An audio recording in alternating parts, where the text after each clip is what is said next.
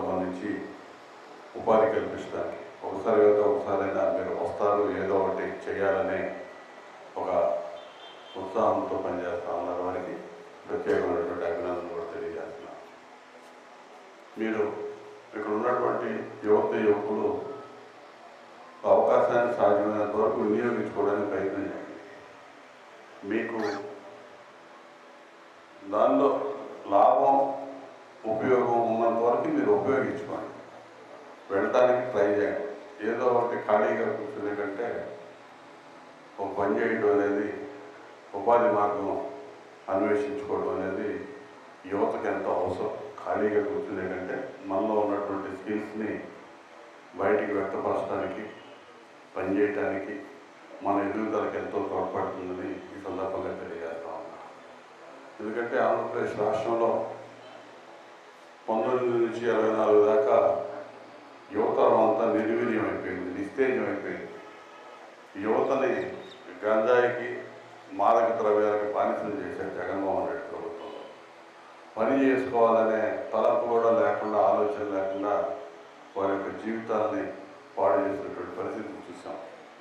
ఇక 2024 నుంచి ఇప్పటికి 2 సంవత్సరాలు సుమారుగా అవసరం ఉంది. చంద్రబాబు నాయుడు గారి నాయకత్వంలో కూటమి ప్రభుత్వం వచ్చినాక ముఖ్యంగా ఈ స్కిల్ డెవలప్మెంట్, ఉపాధి కల్పన, ఇండస్ట్రీస్, ఐటీ రంగం కానీ ఇదంతా అభివృద్ధి చేయడానికి నారా లోకేష్ గారి నాయకత్వంలో ఇతోధికంగా శ్రమిస్తూ ఉంది ప్రభుత్వం.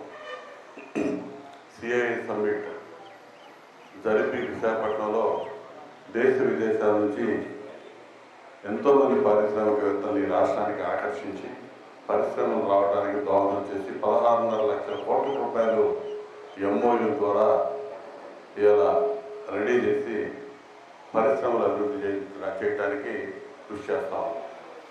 దావోస్ పర్యటనకి 2 సార్లు ముఖ్యమంత్రి గారు లోకేష్ గారు వెళ్ళి 3.5 లక్షల కోట్ల రూపాయల ఎంఓయూలు తీసుకొచ్చారు. అంటే దగ్గర 20 లక్షల ఎంఓయూలు, 20 లక్షల కోట్ల రూపాయల ఎంఓయూలు వివిధ పారిశ్రామికవేత్తలు, దేశంలో ఉన్న వివిధ రాష్ట్రాల్లో ఉన్నటువంటి పారిశ్రామికవేత్తలు కానీ, విదేశాల్లో ఉన్నటువంటి పారిశ్రామికవేత్తలు కానీ పెట్టుబడులు పెట్టడానికి మన రాష్ట్రానికి ఔత్సాహికులుగా ముందుకొచ్చి వాళ్ళందరూ కూడా ఎంఓయూలు, మెమోరాండం ఆఫ్ అండర్స్టాండింగ్, మనతో అగ్రిమెంట్ కుదుర్చుకున్నారు.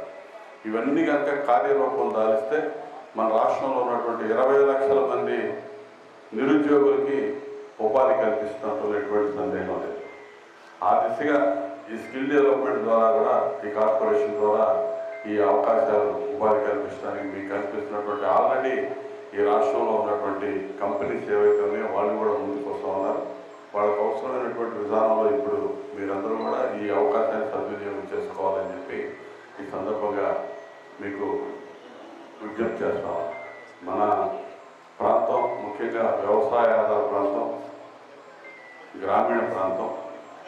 ఇక్కడ కూడా చదువుకున్నటువంటి యువత ఖాళీగా తిరగకూడదు గ్రామాల్లో అనేది నా ఉద్దేశం. కాబట్టి ఏదో ఒక అవకాశం, వచ్చినటువంటి అవకాశాన్ని చిన్నదైనా పెద్దదైనా అందిపుచ్చుకొని పైకంటానికి మీరు ప్రయత్నం చేయాలి. అవకాశాలు ఎప్పటికప్పుడు మనం వెతుక్కుంటూ ముందుకెళ్ళడానికి ప్రయత్నం చేయాలి.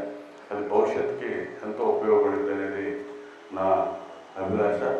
ఆ దిశగా మీరందరూ కూడా ఈ స్కిల్ డెవలప్మెంట్ కార్పొరేషన్ ద్వారా వచ్చినటువంటి అవకాశాన్ని సద్వినియోగం చేసుకొని ముందుకెళ్ళాలని చెప్పి కోరుతూ, ఇప్పుడు దాదాపు ఆన్లైన్లో కానీ ఇక్కడికి వచ్చిన వాళ్ళు కానీ 150 మంది దాకా రిజిస్టర్ అయ్యారని చెప్పారు.